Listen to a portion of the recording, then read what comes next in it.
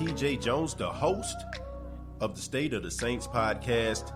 And I want to let you know that the State of the Saints podcast is brought to you by Manscaped. Over 2 million men worldwide have joined the movement for all their below-the-waist needs. Engineers for the last 18 months have perfected the greatest hair trimmer ever created, the Lawnmower 3.0. The third-generation trimmer features a cutting-edge ceramic blade to reduce grooming accidents thanks to their advanced skin-safe technology pioneered by Manscaped. You can choose the Lawnmower 3.0 as well as other items by going to manscaped.com, and you can also save 20% by using the promo code STATEOFSAINTS. That's manscaped.com. Use the promo code STATEOFSAINTS and save 20% on the Lawnmower 3.0 as well as other Manscaped items. That's manscaped.com.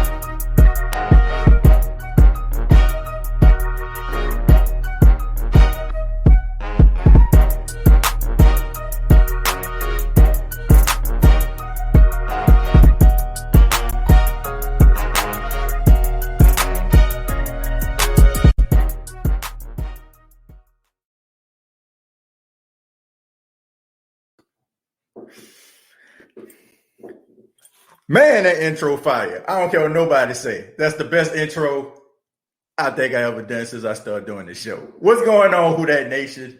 It is yours truly, TJ Jones, the host of the State of the Saints podcast. Happy Monday to each and every one of you. Hope everybody had a great weekend. Hope everybody's well rested. Hope everybody enjoyed themselves. And if you were in an area where they had some really good weather like they did out in Myrtle Beach, South Carolina, I hope your belly is full of barbecue, laughter, and love. All right. But back to what we love to talk about, the New Orleans Saints. All right. It's time to talk about the New Orleans Saints. And boy, they got some news coming across the wire. On this episode, we're going to be talking about the Saints addressing the defensive line position and them needing some help. And boy, did they get some help. And also, we're going to be talking about the 17-game season and how some NFL players aren't happy about it, including New Orleans Saints running back Alvin Kamara. But thank you all so much for being a part of the State of the Saints podcast. No matter if you're looking at this live or you're catching the replay, really do appreciate it. Good morning, good evening, good night, wherever you are right now. But let's go ahead and talk about this, man. The Saints signed defensive end. I got to make sure I get his name right. Tano Passanio. All right. His name is Tano Passanio. Try saying that 5 times fast. You know, try saying Tano Passanio 5 times fast. But nevertheless, the Saints signed Tano Passanio. Tano Passanio came into the NFL back in 2017. He was a second-round pick of the Kansas City Chiefs out of Villanova. He was a guy that was a very raw talent. He was a guy that did get on the field as a starter right away, but he's a guy that developed into a solid, defensive lineman, stopping the run, which I feel like the Saints need some help with, and also get into the quarterback. And the Saints signed him to a 2-year deal. And this also answers a lot of people's questions. What are the Saints going to do now that Trey Hendrickson is gone? And, you got Carl Granderson, and you also have Marcus Davenport, who, is pretty decent, but we know that he has a history of staying injured. But Tano Passanio, I'm really excited about, man. This is a big man. I mean, this is a big dude. You know what I'm saying? I got his measurables right here. Okay. The guy is 6'7", 289 pounds. All right. 289 pounds. He had 75 tackles, 7 sacks, 1 forced fumble, 1 fumble recovery, and 5 pass deflections. So, like I said, he was always in the starting rotation. He wasn't like always a starter, and he's a guy that he was a work in progress. He reminds me a lot of, if I'm not mistaken, Ziggy Ansah. Ziggy Ansah coming out of BYU. He was a guy that had a lot of upsides, a lot of untapped potential. And now Passanio is actually living up to it. You know what I'm saying? And not to mention, this is something that we all should be excited about. He's only 26 years old. So he's really young. And if he plays pretty good for the next 2 years, I mean, the Saints can re-up. All right. So the Saints really did need some help on the line, especially Trey Hendrickson, who was second in the league in sacks. He's going now to Cincinnati. Now you have Passanio, who's a former Super Bowl champion with the Kansas City Chiefs. He was a disruptor in the AFC Championship game, getting a sack on Josh Allen. And, I just think that this guy has a lot of promise. And you put him opposite of Cam Jordan, I think he can do some damage. And hopefully, because I'm tired of saying this, hopefully Marcus Davenport can live up to the potential that the Saints saw in him when he was drafted. And Carl Granderson, who I've seen some video footage of him, man, the boy is looking great. Looked like he put on a little bit more pound of muscle, and he's looking like he's really explosive. So if you're a Saints fan and you're a little concerned about the exit of Trey Hendrickson, I say to you, you should be excited about Tano Passanio, and you definitely should be excited about Carl Granderson in the lab as we speak right now, trying to get his body right, his explosiveness right, his technique right. I'm really excited about Carl Granderson. I don't know about you, but I'm really, really excited about Carl Granderson. I mean, when he was in a game in spurts, he was in there. And I think that's the one thing that you can ask for. Now, guys taking advantage of their opportunities, because you don't know how many opportunities that you are going to get when your number is called. So you got to make the best of it. And every time I remember Carl Granderson being in a game, he's forcing a fumble, he's getting a sack. So I would be happy, man. And look, I know some people like, who, what, when, where, why, how? Who is Passanio? Look, sometimes we need to get away from the names. Sometimes we need to get away from the names and start focusing on the production and the untapped potential. Because sometimes we get caught up in guys that we recognize that have been disruptors throughout their entire NFL career. And when a guy comes along we barely even heard of, we are quick to throw those guys to the side. We're quick to say, man, you know what? Man, I don't know about him. Well, I know a lot of people didn't probably know about the Mario Davis, unless you're like really into the NFL. You probably didn't think the Mario Davis was going to be as good as he was.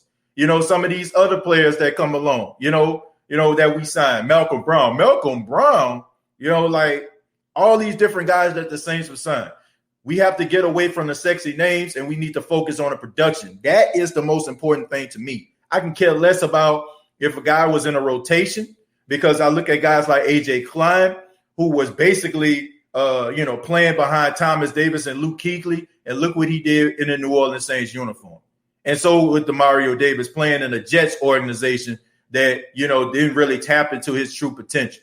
So you have a lot of guys that come on this team, and Mickey Loomis, Jeff Ireland, Sean Payton and crew have done an outstanding job waiting for the free agency frenzy to calm down and just basically, look into those guys that a lot of these teams aren't really paying attention to.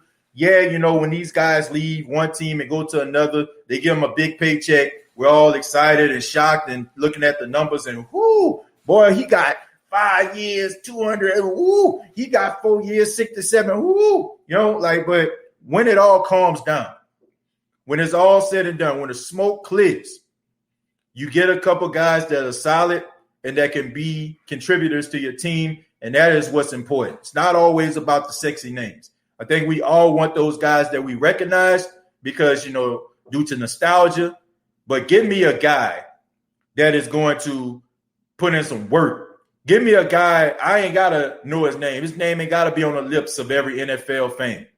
Give me a guy that's going to put in that work, okay? And I feel like Passanio is the guy. I feel like he's going to be a guy that's going to contribute in a big way, and I'm excited about that. And also, I'm excited about you being here on the State of the Saints podcast. And if you love the State of the Saints podcast, if you like the podcast, man, just do me a favor. Go ahead and hit that like button. Go ahead and hit that like button. And if you just so happen to click on this because you're like, oh, man, they're talking about the Saints, go ahead and hit that subscription button. Okay? This is the most interactive Saints podcast that you're going to find anywhere. I'm not just going to say on YouTube. I'm going to say anywhere because this is a very interactive show. And I would love, if this is your first time, for you to be a part of the Who Dat Nation and the State of the Saints podcast crew. But let's go ahead and see what you all have to say. Let's see what everybody got to say. Thank y'all for being here. Let's go ahead and start with Jerry. Jerry, the OG of the State of the Saints podcast, says, don't know about this guy we signed, but he is a plus to the defensive lineman. Yeah, I mean, that's the thing, Jerry. You know, he's not a guy that's on the lips of every Saints fan, NFL fan, and we're not turning backflips because we don't know what to think about this. This is one of those signings where you have to trust the organization. This is one of those signings that you have to trust that Mickey Loomis, Sean Payton, and crew know what they're doing. And I trust them because anytime they bring a guy in that, you know, middle of the pack, you know, a guy that probably isn't recognized by a lot of people, they live up to expectations. I mean, they've been hitting them out the park as of late. I haven't seen a guy that the New Orleans Saints have signed in the last 4 to 5 years that hasn't really lived up to expectation. You know, like even for the most part with Eli Apple, you know what I'm saying? The Saints signed him they traded for him. But here's the thing. You can talk about Eli Apple all you want to, but Eli Apple was better than Ken Crawley. So, you know what I'm saying? That still was a step up. And then when he left, you got Janoris Jenkins, who was better than him. So you can't say for the last few years when the Saints went into free agency, they got guys that have been an absolute disaster. Over the last 4 to 5 years, for the most part, they've been hitting them out the park. All right? They've been hitting them out the park.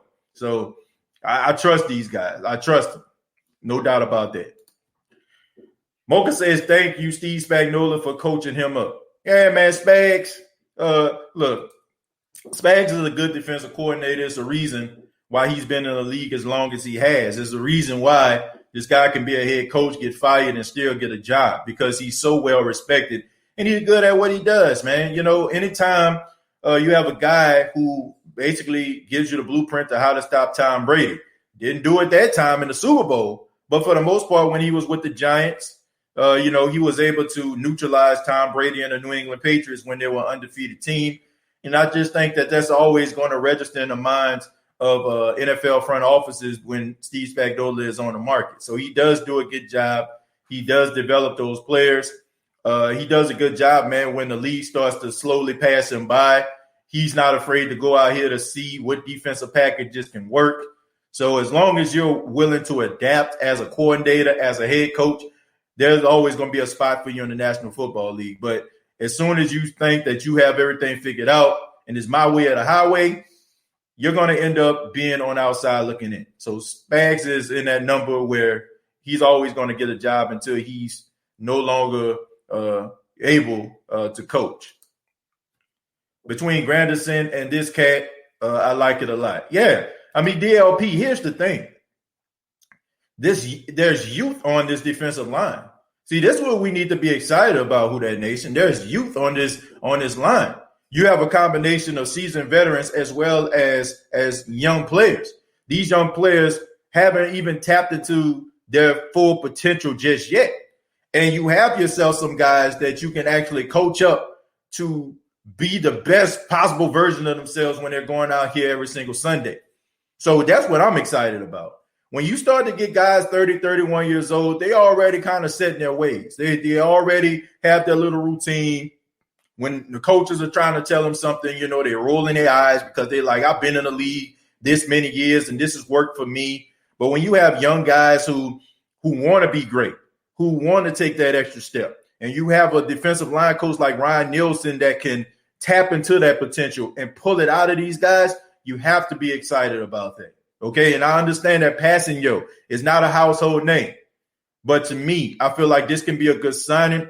And some of the highlights that I've seen watching him and watching some of these Kansas City Chiefs games where he was actually a disruptor, rather it was in a running game, also trying to get To the quarterback, it seems like to me he has a high motor. So Ryan Nielsen can bring that out of him. Ryan Nielsen has done an outstanding job at getting the best out of these defensive linemen. He has done an outstanding job, and that's one of the reasons why Sean Payton did not want him to go to LSU. They did not want him talking to the Green Bay Packers. That's the reason why Sean Payton stopped a lot of the wheels in motion for Ryan Nielsen and also made him an assistant coach and gave him a little bit more money. You don't do that for guys that you don't want to keep. Ryan Nielsen is a treasure to the New Orleans Saints, and I think any player on the defensive line will echo my sentiments. Tyrell Davis says, what up, TJ? Loving the new intro. What wide receiver do you see the Saints signing? Do they go through the draft or sign a free agent like AB? Tyrell, thank you so much for your question. And to answer your question, I think the Saints need to do both. Tyrell, I think the Saints need to do both. I think they need to sign a seasoned veteran, and they need to go out here and get themselves a rookie wide receiver. I think that they did a really good job, right? They did a good job signing Emmanuel Sanders last season. But, Emmanuel Sanders isn't here anymore. He's too rich for the Saints' blood, so he's in Buffalo. So you get yourself some of these other guys. Like I said, you wait for the free agency frenzy to calm down. That's how you was able to get passing yards. And, the field starts to reveal itself. And then as you get closer to the NFL draft, teams are willing to go into the draft and try to see if they can address some of the needs that they have. In this case, at wide receiver. So if you still have guys on the outside looking in, I mean, you can be open. They'll probably be more open to negotiating with you instead of them saying, oh, I want this amount of money. Because you have to keep in mind, people like Golden Tate is still out there. People like T.Y. Hilton is still out there. And I would love to have T.Y. Hilton opposite of Michael Thomas. I would love that, okay? And I would love to, have another rookie to come in, that can contribute. The guy that I'm looking at is Terrence Marshall out of LSU. I don't know if he'll be there when the Saints draft. I know people think, man, this is an LSU player. The Saints don't draft LSU players. Well, they're stupid if they don't, and if he's still there, because to me, once Jamar Chase and Adams, all those other cats gone, I just think that,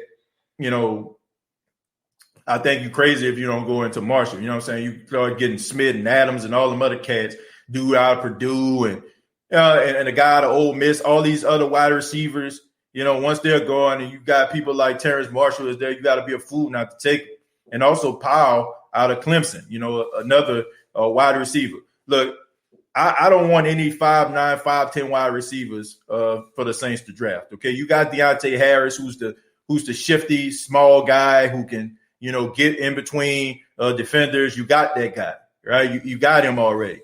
The Saints need that guy that's like 6'1", 6'2", that can get behind a defender and also can take a little bit of punishment because he has a little bit of size on him. I'm talking 6'2", 6'3", maybe 210, 212. They can absorb some of the blows of these cornerbacks and then some of these bigger linebackers. When you start messing with those smaller guys, those guys are good. They're talented. They're fast. They're shifty. But all it takes is one hit and they're out for 3 to 4 weeks. And we've seen this with Deontay Harris. Deontay Harris, when he's in a game, he's a difference maker. Sometimes you can even argue he's a bigger difference maker than Michael Thomas is in some cases. But the best ability is availability. And you can have all the potential in the world, but if you're not on the field, nobody will see it. Nobody will recognize it, and nobody will ever give you your just due. So I'm looking at the Saints getting a 6'1", 6'2" type wide receiver. No more of those small, shifty guys. You got one in Deontay Harris, who I feel like can be an X factor, and get yourself somebody like a T.Y. Hilton, a guy, probably about the size of Emmanuel Sanders, kind of younger, and a guy that can contribute, somebody like that. And another guy who I feel like would be an X factor is Golden Tate. I like Golden Tate. Golden Tate reminds me a lot of like that Willie Snead type wide receiver, a guy on 3rd and 4 that's going to fight and get you those 4 yards, a guy around the red zone you can count on to win this matchup, guy that's not afraid to go out there and throw a block. He reminds me of a poor man's Hines Ward, when it comes to his blocking ability. He's a tough guy. He's a physical guy. He's not afraid to go out there and block downfield. He's not afraid to put in the dirty work.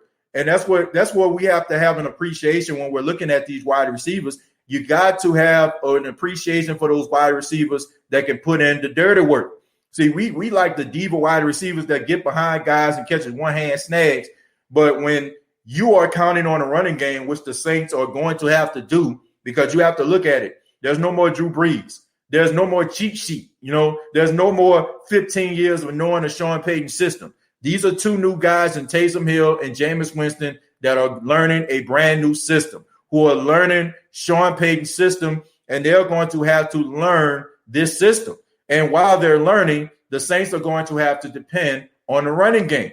And what helps the running game, especially when you have Alvin Kamara trying to get to the outside, are those wide receivers on the outside blocking these corners in order for the running backs to have that lane to shoot up downfield. So if you can get a guy like a Golden Tate, a guy that's not afraid to block, opposite of a Traquan Smith, a guy that's a really good blocker as well, and Marquez Callaway, who's developing to be a better blocker, I think that you'll have yourself something special, and I think the running game would benefit from it. And not to mention Nick Vernett, a guy who is more, a younger version of Josh Hill. So you have yourself a blocking tight end, you got yourself some blocking receivers, and that's going to help, especially since we all know that the Saints love the screen game.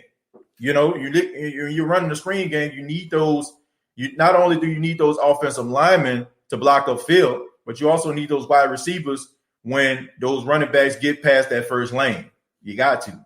So, yeah, they definitely need to draft one, and they definitely need to pick one in free agency. So he's going to play defensive end and D tackle. Yeah, he probably played both positions. Jerry says, I heard the word long arms. I hope you're right, TJ. Yeah, the guy's the guy's tall, man, and physical as well. I don't like the season expansion. 16 was just right. V-Law, thank you so much for your comment. And once again, let me go ahead before I talk about this V-Law. Let me read some of these other comments. Justin says, who that TJ? I'm in the house. What's going on, Justin? Mark says, I like that addition. Thank you, Mark. Malcolm says, I'm excited too. V-Law, exactly 16 games should still remain. Mark says that Kansas City do good. He's going to fill in for Hendrickson when he's gone. So got Raymond says, who that from the SIP? What's going on, man, all the way out there in Mississippi? Larry says, I like the signing. I think there's a lot of potential there. Also, he is from a winning culture. Yeah. And like I said, not to mention you're going into organization that has a really good defensive line coach. Johnny says, let's go, baby. What's going on, Johnny? Mocha says, is the 17th game this year a home game or an away game? That's my question. I think it's a home game, if I'm not mistaken. Mickey the GOAT. And, yeah, man, but let's go ahead and talk a little bit about this 17-game season. Now, I'm probably about to tick a lot of people off, all right? I'm probably about to make a lot of people mad, and maybe this might affect, some people actually coming on this show, but this needs to be said. I ain't trying to sugarcoat nothing. You know what I'm saying? I ain't trying to sugarcoat. Here's the deal. All right. You got these players, right? Okay, let's go ahead and backtrack for those that probably don't know what's going on. All right. So the NFL is going to add a 17th game. All right. So the NFL has had 16 games since 1978. So since 1978, they have had 16 games in the season. So the NFL, the owners got together and they have decided that they wanted to add an additional game. I mean, you look at the pros, right? Let's look at the pros before we start talking about the cons. The pros are, okay, we get extra football. We love football as fans, right? We love football, can't get enough of it. Hate this time of the year when there's absolutely nothing to watch on TV. Thank God for HBCU football, that's on right now. That's exciting. But more times than not, there's really nothing really going on. I mean, the NBA is kind of making their run to the playoffs. You got most people who casually watch the NBA and don't really watch it until the playoffs. So there's this huge gap. So the more football that we can get would be the better. So that's a plus. Also, the money, right? An extra game means there's extra fans in the stadium for that extra week, rather that team goes to the playoff or not. You're still getting a little bit of extra money. Also, for television is extra money, right? And the players is extra money for them. But here's the cons, right? So you got an extra game. With an extra game means there's more than likely a huge chance that a player can get hurt in a 17-game season, right? You know what I'm saying? That's extra wear and tear on your body. That's, a team possibly going into the playoffs, end up getting injured. You know what I'm saying? A player ends up getting injured that they actually need. So that's not a plus, right? And then on top of that, also a con that the NFL players are not happy, right? Including NFL player Alvin Kamara, running back of the New Orleans Saints. He says, according to his Twitter, he says, I'm going to just kind of give you the PG version. He says, Ish is dumb as hell. And I'm pretty sure you can fill in the blank when I mean Ish. So he's saying that it's dumb, right? He's saying it's dumb as hell. Here's how I feel about it.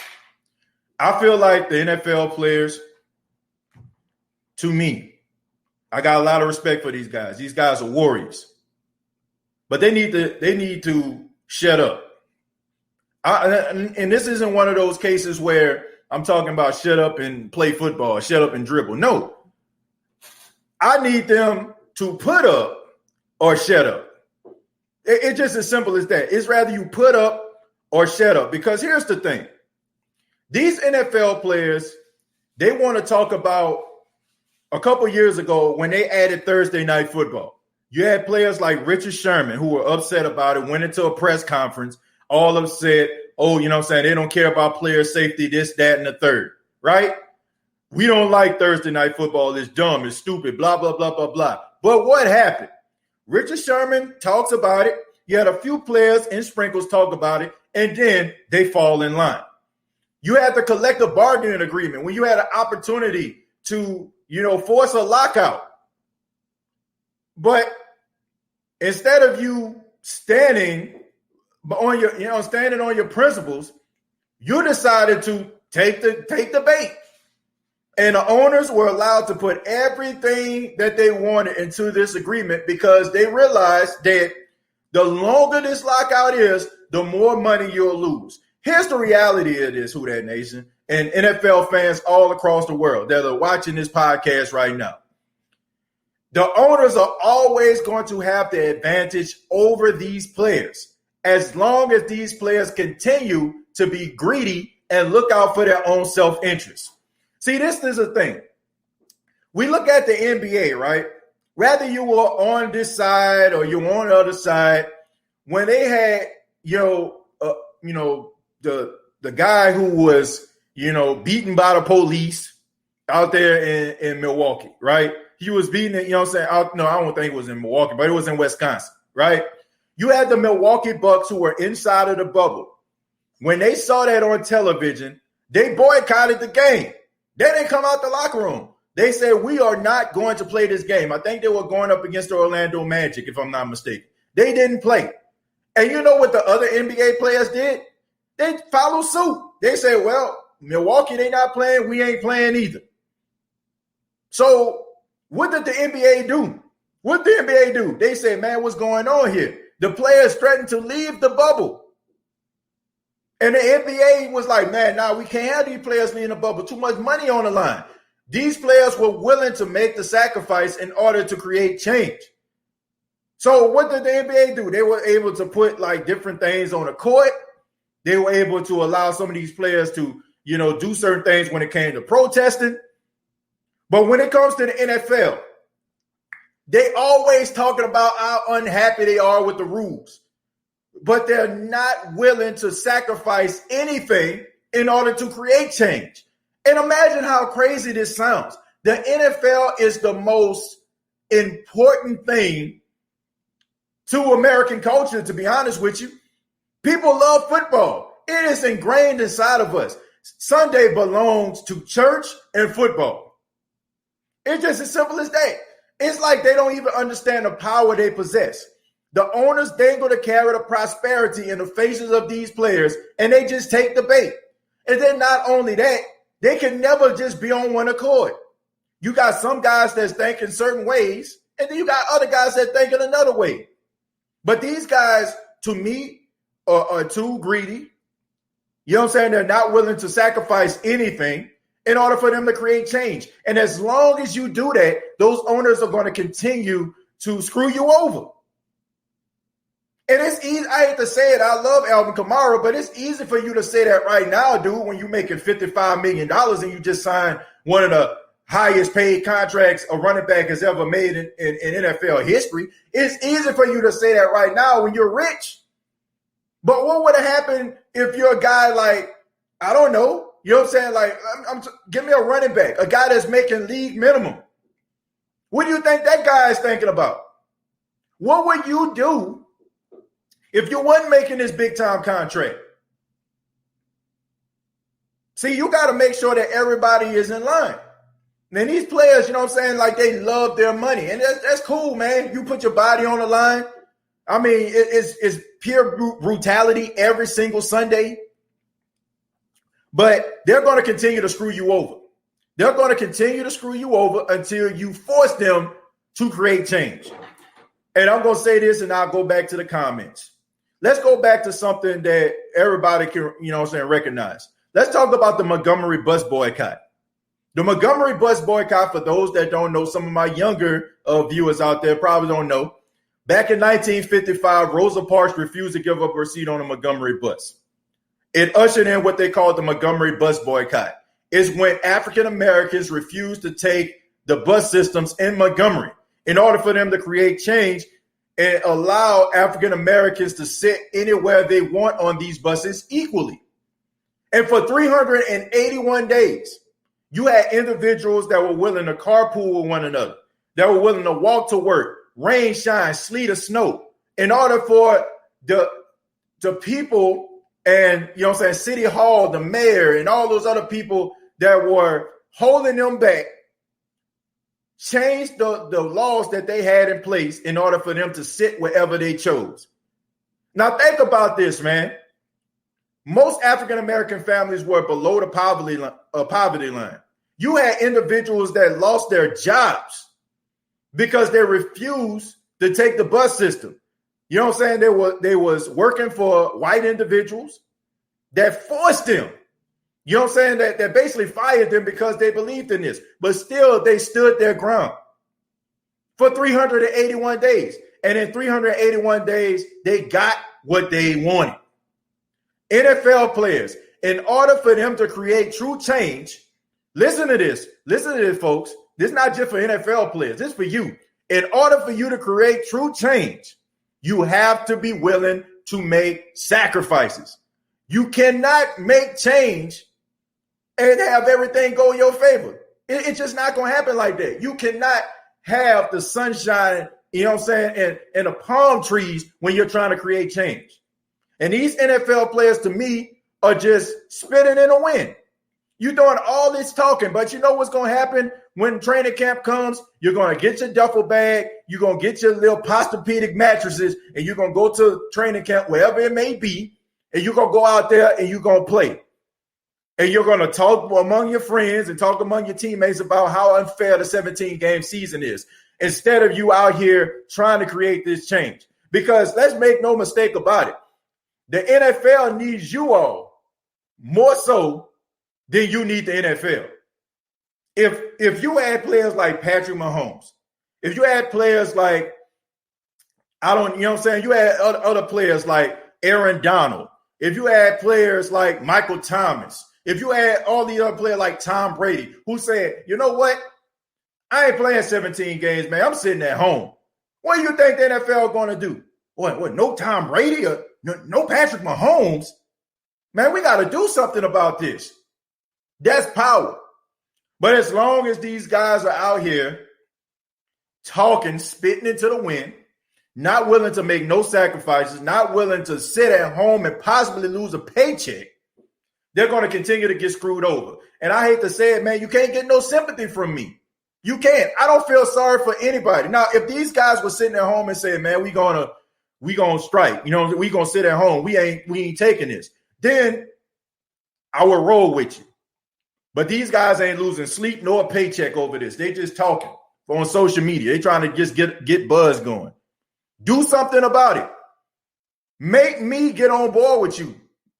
Because right now it just sounds like an entitled baby, an entitled child having a hissy fit. Sorry. But that's the way I feel about it. Let's go back to the comments. They're pretty much going to have 3 preseason games and add 1 game to the regular season. I got my nephew under my mom's name. Says, hey, Uncle Timmy from Kaylin, Lauren, and Christian. So, okay, so got my nieces and nephews watching. Appreciate that. Thank y'all. Love y'all. What is one more game going to hurt? I don't know. Yes, I don't know. But I do know this. And, look, I'm not trying to beat on my chest. I ain't trying to brag or boast. But here's the thing about me. I don't care how much money I'm making.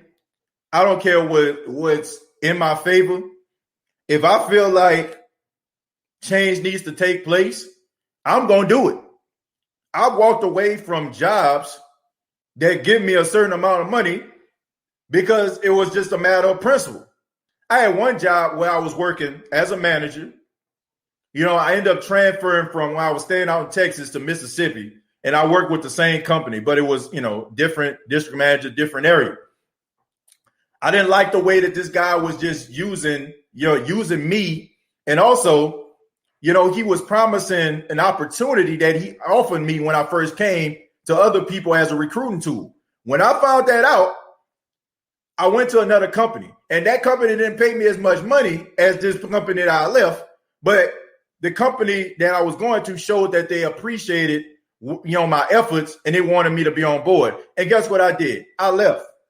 Another prime example, the same company that, that showed me that they appreciate me a couple of years ago, they closed. They went out of business. They had people that came into the store that were trying to fire, the people that were a part of my staff, trying to find issues on them in order for them not to get their compensation once the store closed. Now, this had absolutely nothing to do with me. Nothing. Now, like I said, I'm not trying to make myself look like I'm a revolutionary or nothing. But when I seen that, I walked the hell up out of there, along with everybody else that they tried to get rid of. And I understood that, you know what I'm saying? And look, I don't think my wife was too happy about that. But at the same time, it's like you have to stand for something. You can't just let somebody just slap you around, man. You can't just be talking about it. There's a point in time where you got to be about it.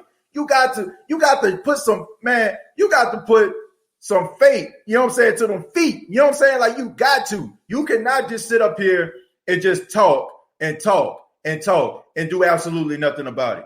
And that's what these NFL players do. They talk about Thursday Night Football. Nothing happens. They talk about some of these, some of these training camp practices. They do nothing about it. They're talking about the 17-game season right now. They do nothing about it. Miss me with that.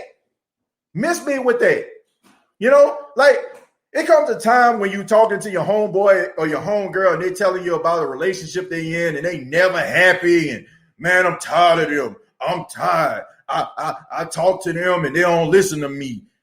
Well, what you gonna do? Are you gonna leave them? Or are you gonna stay right there and continue to have these type of conversations? Because in that case, don't waste my damn time. Stop wasting my time whining and boo-hooing to me about your situation when I know you're not gonna do absolutely nothing about it. Miss me with that. Miss me with that, folks. If you ain't gonna do nothing about it, miss me with that. Roderick, thank you very much for the $5. Says getting NFL players to come together is like taking butter from a duck. you know what I know. It ain't gonna happen. It's not gonna happen. And that's the reason why they keep on getting the short end of the stick. So I don't feel sorry for that. I don't. TJ, NFLPA is doing a disservice to the players.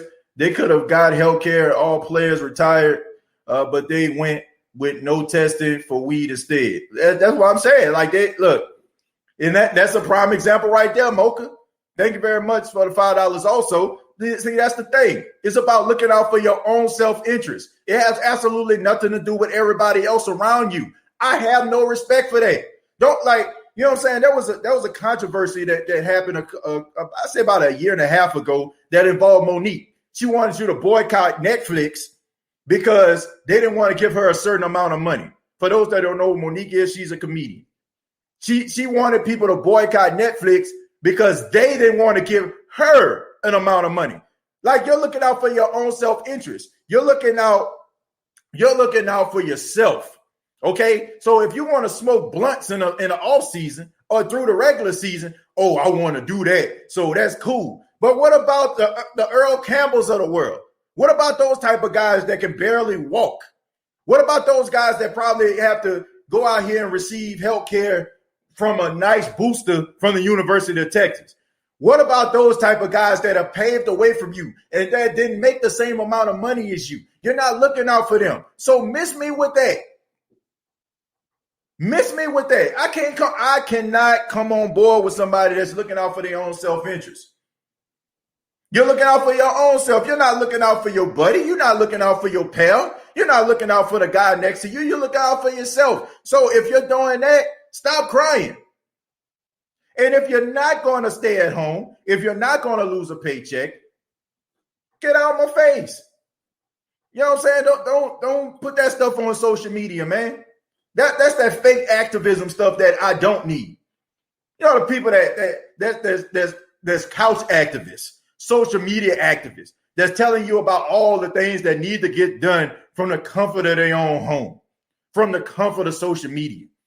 In 100 plus characters. They want to tell you something so profound. They want to sit up here and put the glasses on like they Malcolm X. You know what I'm saying? They want to put the glasses on and be like Malcolm X and be all profound on social media. But where the hell are you on Saturdays? On your off days on Tuesday? Are you putting in the work?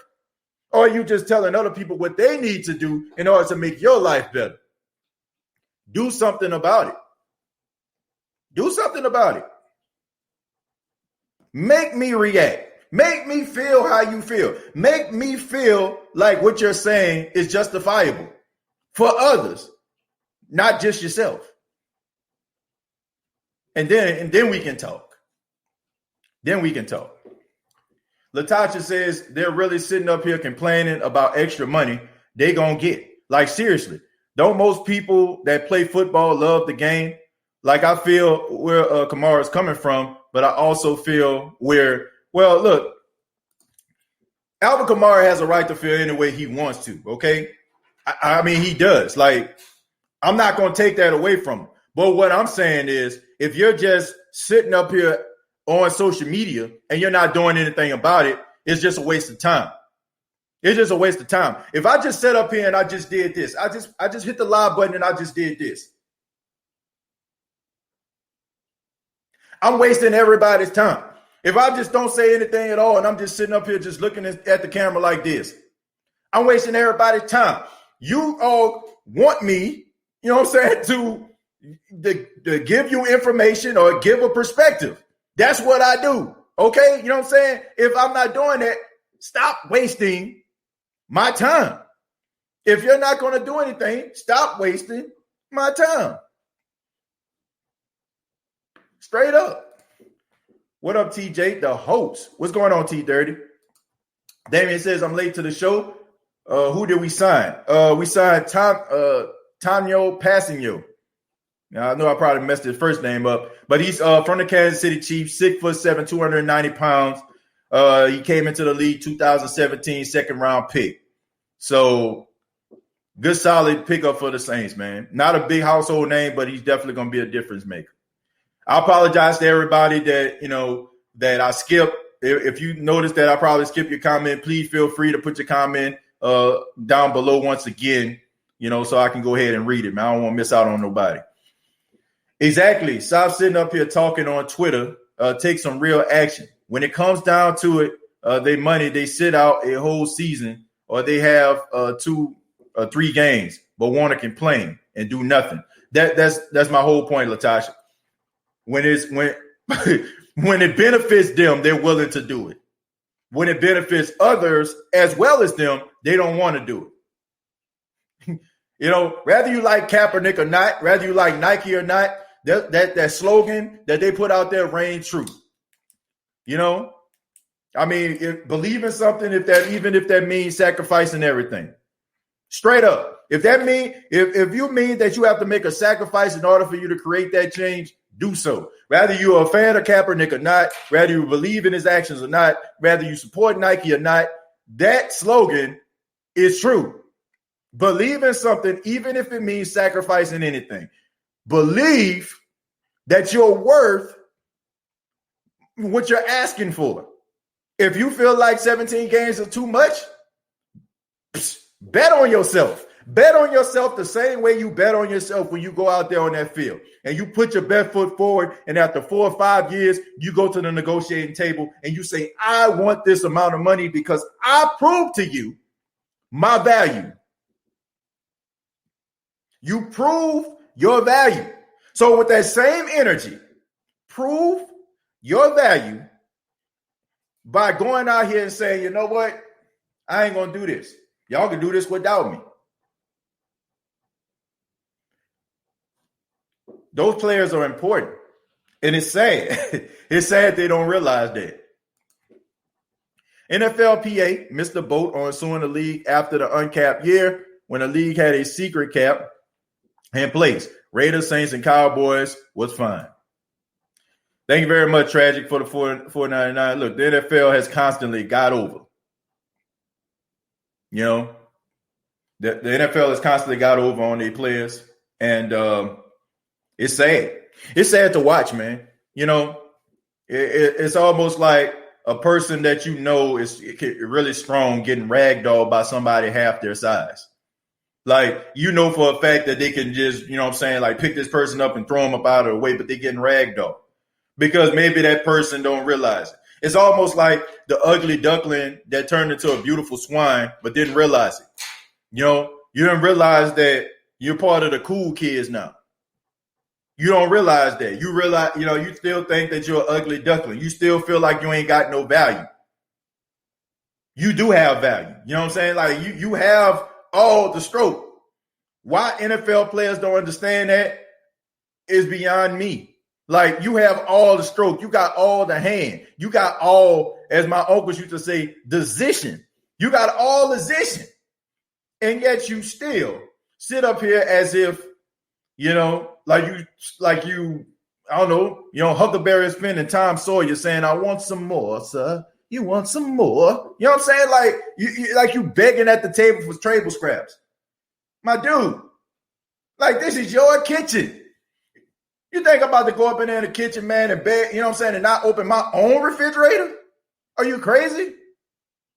You built this. You're building this. They about to have a $1 billion television deal. Every single player that's a star that's in the league that we have bought jerseys, that we have invested in, have put bricks forward to build the house of prosperity for the NFL. So act like it. Stephen Dixon says most of them are millionaires anyway. They need to stop complaining. See, that's the thing. Let's stop putting caps on who needs to say what. Like, we rich. You don't need to complain. No. I disagree with that. See, I'm not in a business of counting people's pockets. See, that's the thing. Like, we feel like when a person is rich beyond our wildest dreams, we feel like they are completely exempt from having problems and issues and things that we deal with every day. And I get it, right?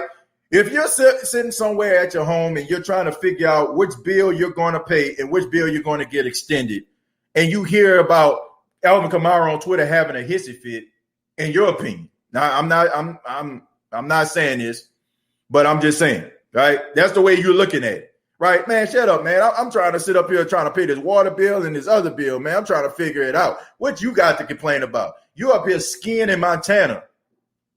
You know what I'm saying? When I'm up in here trying to figure out what's going to happen with my life, I understand that. But I do understand that people have problems in different ways. Our problems may not be the same. I'm not going to discredit people's problems because they have more money than me. But I am going to evaluate you on how you solve those problems, how you address those problems. That's what I'm going to do. That's how I roll.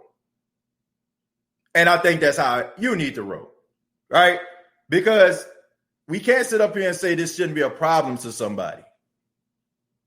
Because how many times have we heard this in our lifetime?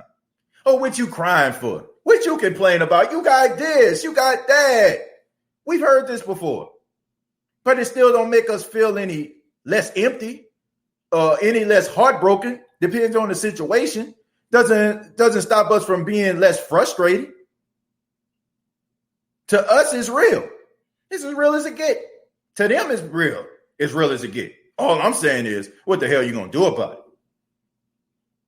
You know, it's equivalent to you're crying to me and talking about how you can't pay the bill, but, you know, you ain't doing nothing about it.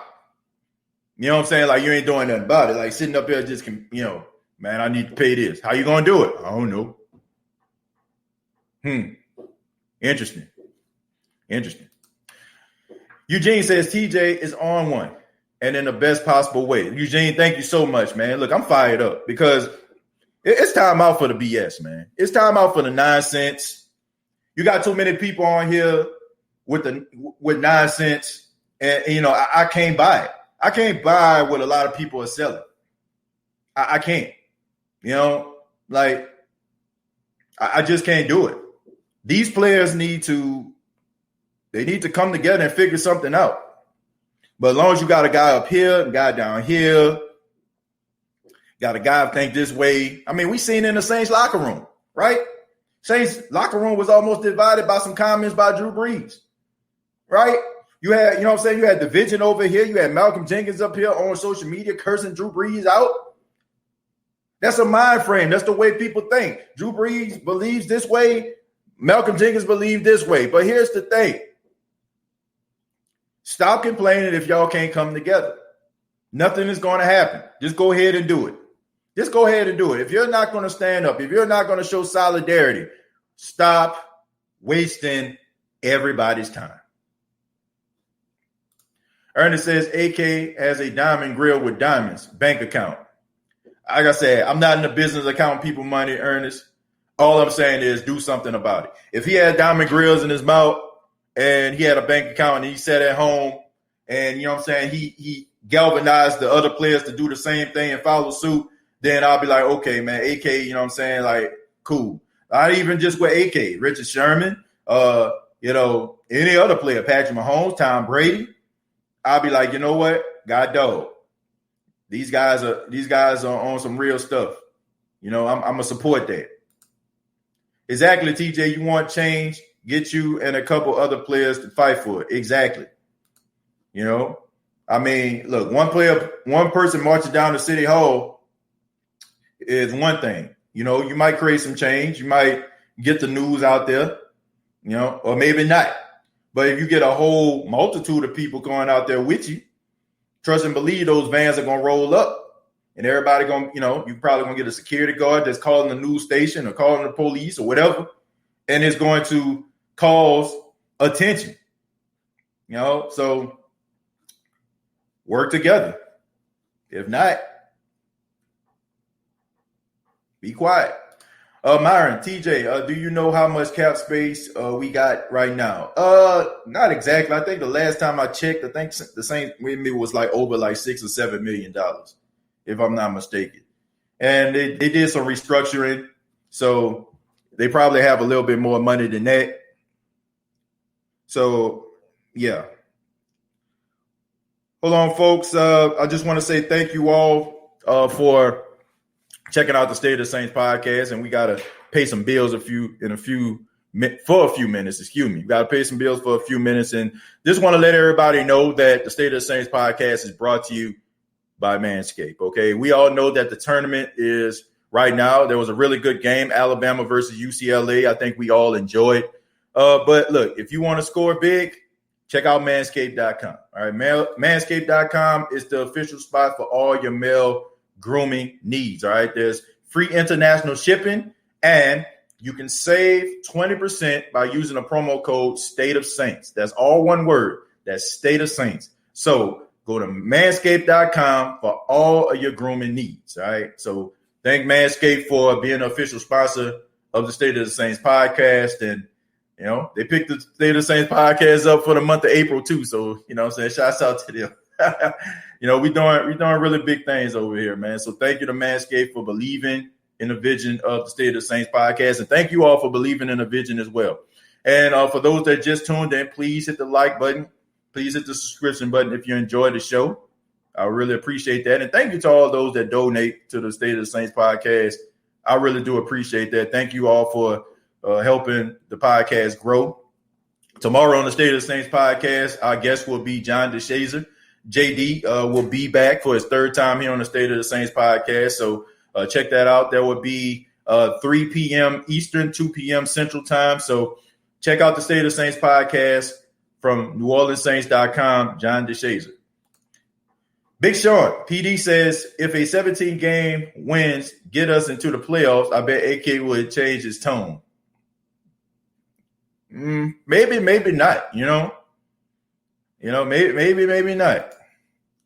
J-Rock says, what's good, TJ? The host of the State of the Saints podcast. What's going on, J-Rock? Appreciate you stopping by. Latasha is correct. Yeah, absolutely. Latasha bringing the heat here today.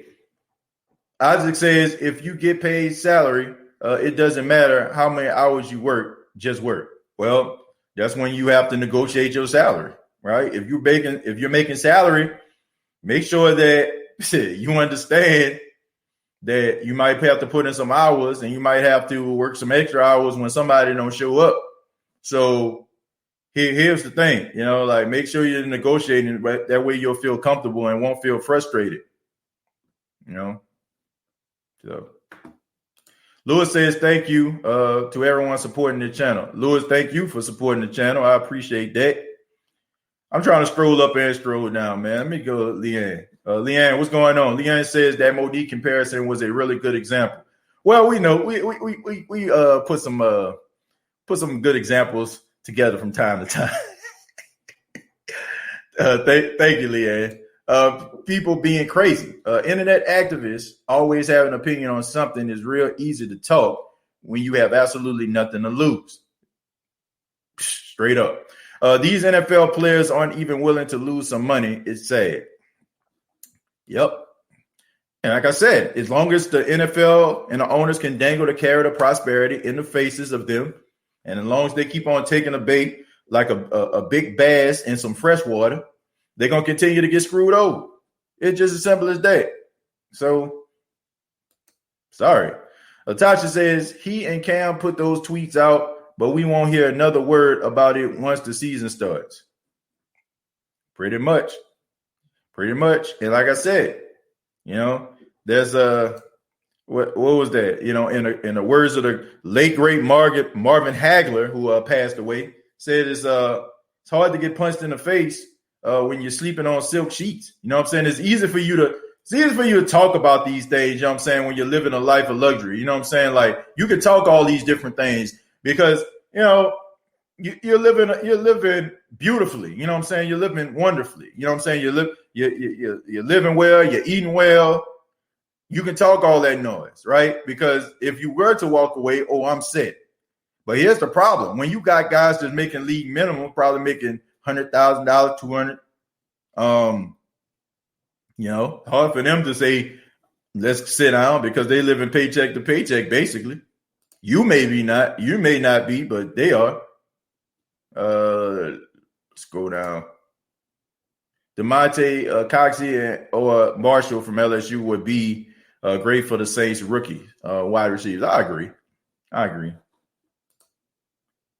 The uncapped year was supposed to be no salary cap, but the Saints, Raiders, and Cowboys spent over the secret amount to suppress wages. Well, I'm glad it wasn't an uncapped year, because you probably would have had a lot of, some of the stuff we seen going on with the NBA. I don't like that. I actually like the salary cap, because that means that each team has a fair advantage. I don't want to see what I'm seeing from the Brooklyn Nets and the Lakers and the Clippers, man. Look, that's whack. That's whack, man. Like, I want an equal playing field. I want an equal playing field. Like, in the NBA, to me, it's like, 5 guys roll up in 2 cars, and they sit on the side, and one guy says, I got next. And then, one team wins, he'd be like, I got all my boys right here. And they done played together since they were in diapers. And they out there, running plays and setting up screens and what have you. That's whack. Like, you want to impress me? Come out there, put this guy with you and this guy right here. Put this guy with you because he can shoot well. Put this tall guy right here because he can bang in the paint. Put this other guy out here because he's a scrappy guy and he's going to get a couple of rebounds. He's going to fly around and let you be out there facilitating and scoring. Like, impress me by doing that. I'm glad the NFL, has a salary cap, because if they didn't, you'll have nothing but teams like the Rams and the Dolphins and the Giants and the Cowboys winning the Super Bowl every single year, because, they was spare no expense. And then the players would like that appeal, because the Cowboys are always on TV and the Giants are always on TV and the Dolphins are out there at South Beach and Los Angeles, right? So I'm glad. Latasha said, TJ and these damn lines. Hey, man, look, I got lines for days, okay? I got the metaphors for days, all right? You should know who my grandfather is. My grandfather, who's a preacher, always coming through with the metaphors. So I learned a lot from him. So I have to thank him for that. Keem Baptiste says, I missed most of the show. Fill me in, please. I want to know why you gassed up, TJ. Oh, we're talking about the 17-game season. It'd be hard for me to keep that same energy, man, that I just put out there. So, Keem, I appreciate you stopping by. So I will have to ask you to like Blockbuster Video. Yes, this is another line. Be kind and rewind and go back to when I was talking about it, Now I'm going to just start using lines for the rest of the show. Oliver Twist wanted more. Thank you. Oliver Twist. What I say, Huckleberry 10 and Finn and Tom Sawyer. Yeah, thank you. Oliver Twist. Thank you. Thank you for all my people out there that's avid book readers. Thank you, Lewis. They could have had the NFL by the balls. I think that's comfortable to say because we're sponsored by Manscaped. After support uncapped year. Yeah, they could have. Like I said, you have to understand your work. You got to understand your power. You got to understand it. And I don't think they do. Tragic. I thought the same thing. Where are the Saints getting this money to sign free agents? I mean, you're restructuring deals, and you're putting money back in order to, free money up. So they making moves now. I ain't hear a word in a while, old New Orleans-ish. I'm not sure what we say. Zishin. Oh, Zishin. Okay, Zishin. Yeah, position. Like not position. Zishin. You got Zishin. That means that you established. You win that thing. Like, I got Zishin. That means you at the top. Isaac says they should pay the players on their performance game by game. I disagree with that. I disagree. I think they deserve what they get. It's a tough business. It's a tough business, Isaac. Let's see. Aiden Ross is your number one fan. Adam, thank you. Well, I appreciate that, Ivan. I appreciate that. Thank you so much. Steven says it's all good. I can see your point of view. Eugene says Steven Dixon logic is faulty. It's similar to when people act as though people being rich discredits them as advocates of, I agree with this. And economic issues facing the rest of us. I don't think that you need to discredit them. Because here's the thing. I think there's hypocrisy at the highest order when we expect these athletes to say certain things when it comes to social issues, right? But then we discredit them when they have something to say. Like, no, because we're asking where these dudes at, what they got to say about it, why they didn't. Like, one of the biggest knocks on the career of Michael Jordan was the fact that he really didn't talk about none of these issues. Like, during the time when the Rodney King issue came out, he didn't really say nothing about that. Some of these other issues that plague the black community, he never addressed it. He never talked about it. And as great as Michael Jordan was, that's kind of like, a little blip on his career. So we can't on one hand say, okay, man, shut up. And then on the other hand, like when something goes down, we looking and seeing what they got to say. And don't say we don't, because anytime something happens, like we look at the views of some of our favorite players and the views be pretty high, which means people want to hear what they got to say. So we can't have it both ways. We can't expect for them to, talk and expound on things we actually care about and we want them to say. But then when we disagree with something, we want them to be quiet. No. And that's what's wrong with us today. Everybody wants things to be their way. That's the reason why most of us follow news stations that feed our own personal agenda, our own thought patterns, right?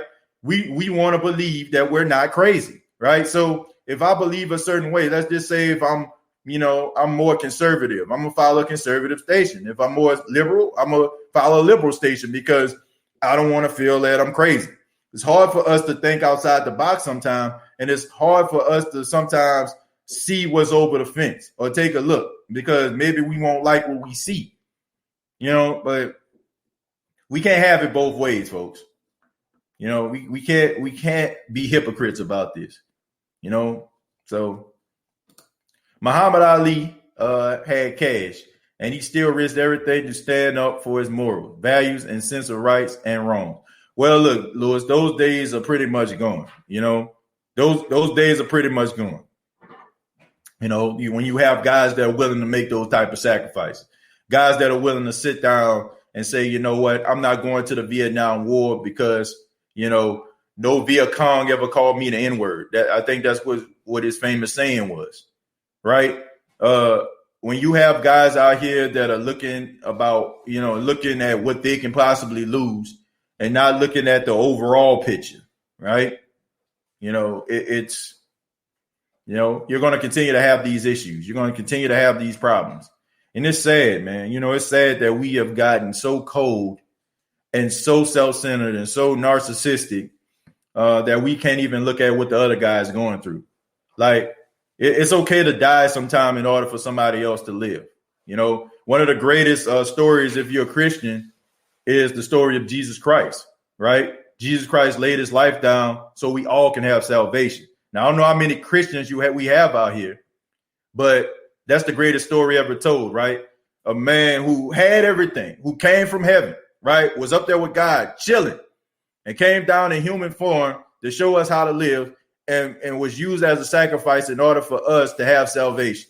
That's the greatest story ever told. He died so we can live. So it's okay sometimes for us to, lay down on the sword if that means that somebody else can pick it up and continue to fight, especially for those that are, less fortunate, people that are, may benefit from it. Once again, it's hard for us to fight for those things when we waking up in a lap of luxury and we looking around and there's a strong case that we might lose it. So that is the greatest thing ever. That's the greatest thing you can ever do for a person is to sacrifice something in order for that person to benefit from it. If you ain't doing that at least once in your lifetime, then what the hell are you living for? And in other words, like, what the hell are you talking about? I can't roll with you.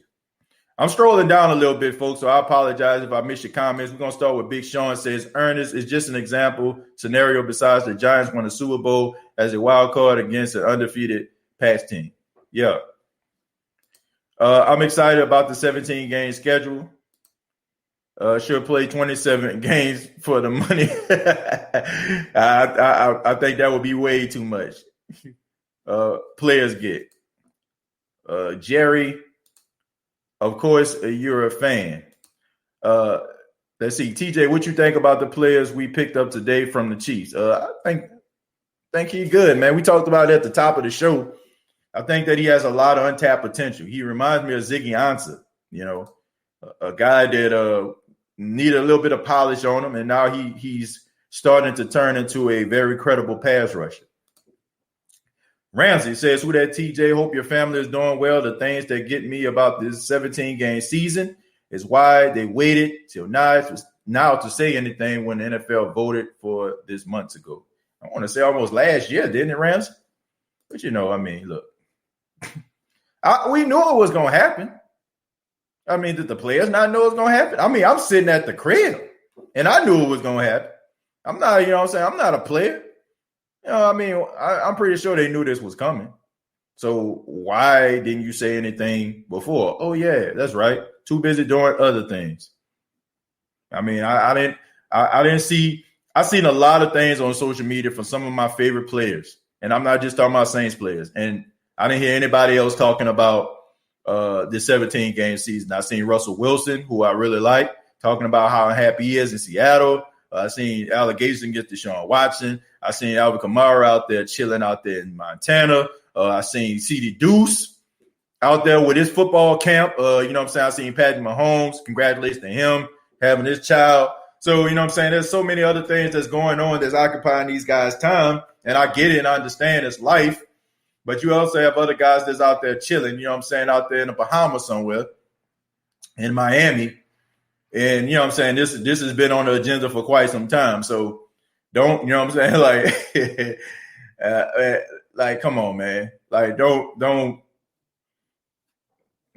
I don't know. Don't finish doing what you have to do and then talk about how unfair life is. Nah, don't go out living life and then talk about how unfair it is. Like, man, life is so unfair. As I'm taking my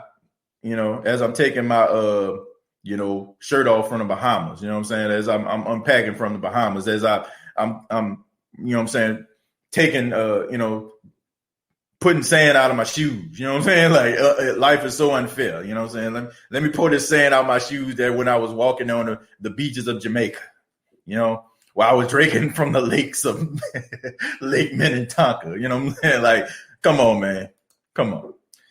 What's up, TJ? Been a minute since I came in the chat. Hope you're doing all right, bruh. Shout out to the Who Dat fam. We still here. It's J187. Thank you, man. I appreciate that.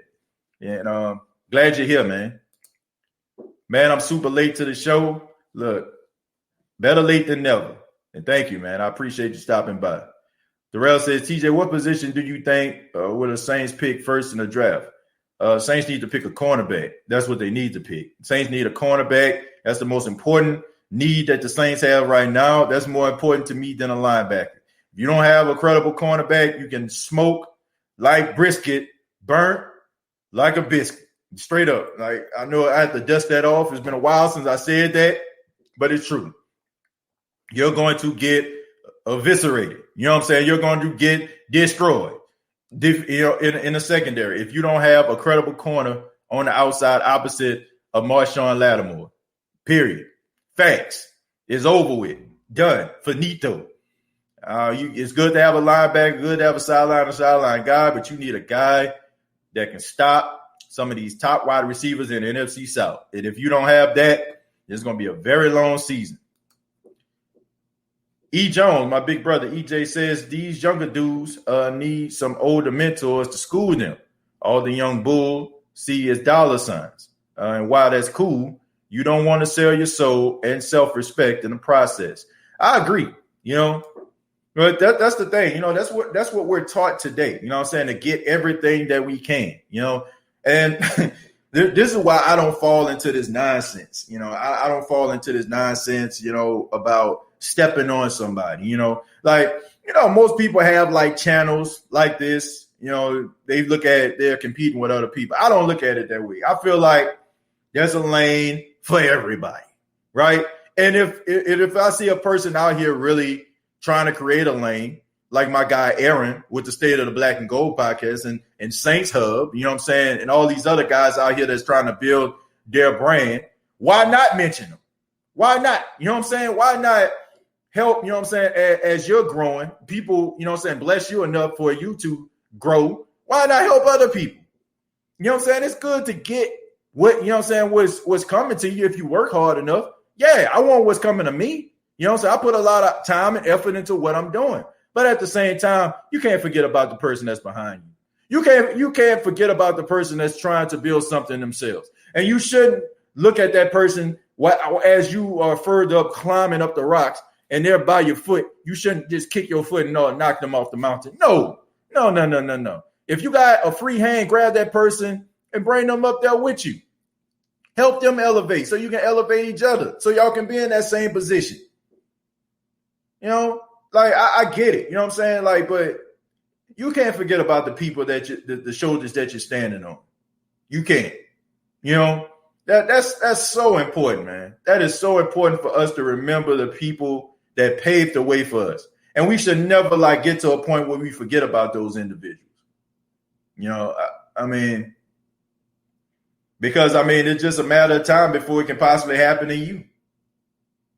You know, I think that people need a reality check sometimes. They need a reality check sometimes. Sometimes, you know, like you're living in a lap of luxury, you forget about those people that's down there in the valley. Need a defensive tackle in free agency. I agree with that. But Passanio can actually play both positions, both in and interior. Wouldn't surprise me if he ended up playing interior. Might be a monster in there. Derek Marshall says, who that, TJ? What do you think about the linebacker from Notre Dame? I think that he's a really good, solid linebacker. I think he, to me, he needs a little bit more polishing. But I think that, you know, in the right system, he can end up being like a really solid linebacker. But to me, man, look, I want Collins out of Tulsa. That's who I want. I want Zaven Collins out of Tulsa.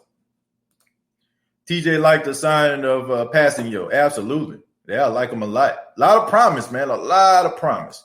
NFL is about the money and brand, TJ. Absolutely. They say nobody's bigger than the Shield. Okay. You say that enough, people start believing it.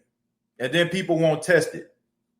But look, sometimes you got to do it. Sometimes you got to rattle a cage. Sometimes you got to test the system. Hey, TJ, how's it going? I haven't stopped by since the Saints versus the Bucs playoff game. Well, MEPI, thank you for being here. Thank you for being a part of the show. Sherman, anybody? Well, I haven't heard anything from Richard Sherman, but I will say this. The longer he's out there, the better the Saints' chances are. So it's not over with until he actually signs with another team. Let's go with Bill King says, dog check. Woof, woof, woof.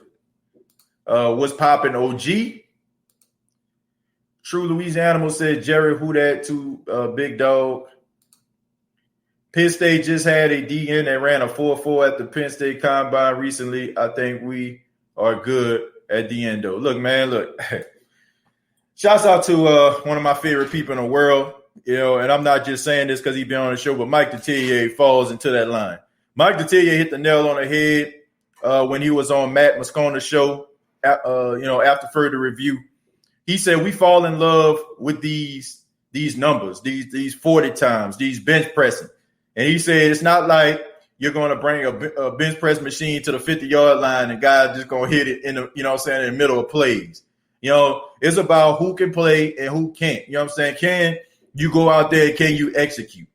You know, and Parsons, the guy at Penn State, the linebacker, he's the guy that everybody needs to be talking about. But we fall in love with these 40 times, these vertical leaps.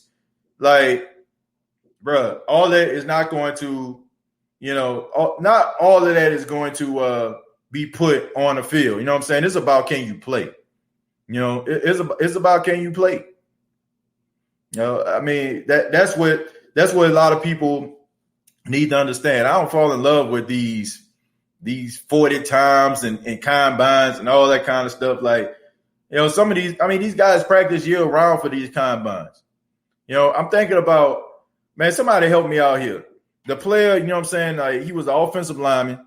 He got drafted by the Green Bay Packers, right? He ended up taking his senior season off. He ended up getting drafted by the Packers and ended up being one of the biggest busts in the history of the NFL. I can't think of his name, man. Somebody help me out with that, but yeah, he ended up playing for the Colts for the rest of his career. But, this guy spent his entire offseason preparing for the combine. And he had all of these huge numbers. You know what I'm saying? He was knocking out the park with the bench press and a 40 time and all this other stuff. But when it came down to get, playing, Reggie White just beat that boy like a rag doll. So it's not always about the numbers that you put up. It's about, can you play? Yeah, Tony Mandridge. You know what I'm saying? Thank you. Tony Mandridge. You know what I'm saying? Yeah, that's what I'm talking about. Yeah, man. He had all the tools. They even said he's the greatest. I think he was on Sports Illustrated. They say he was the greatest prospect ever. But dude was getting beat to sleep by Reggie White. Pushing that boy like he was paper.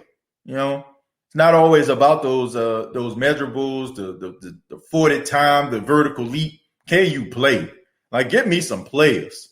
Give me some guys that can ball out. That's what I want. They can miss me with the nonsense, man. I can care less about a vertical leap.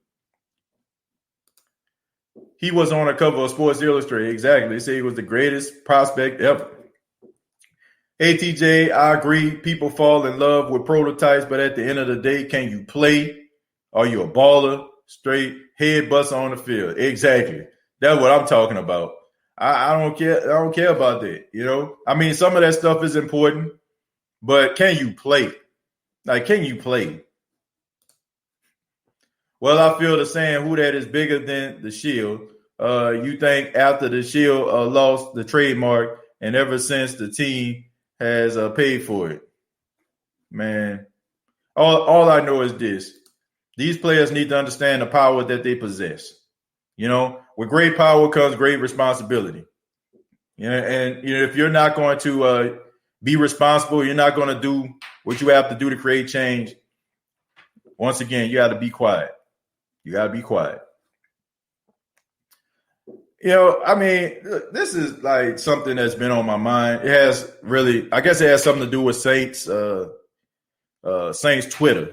I think people have been talking about Saints Twitter. I think there was a bracket that was put up. Some of you probably know what I'm talking about, but there was an individual on social media by the name of Nader.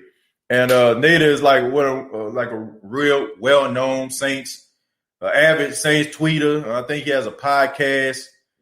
And apparently there was some controversial comments that came out from the brother. Somebody went and dug into the crates and pulled up his tweets about 10 years ago or 11 years ago. And the guy was basically just using all type of, racial rhetoric. He was talking about homosexuals. He was talking about black people. He was talking about dark-skinned women.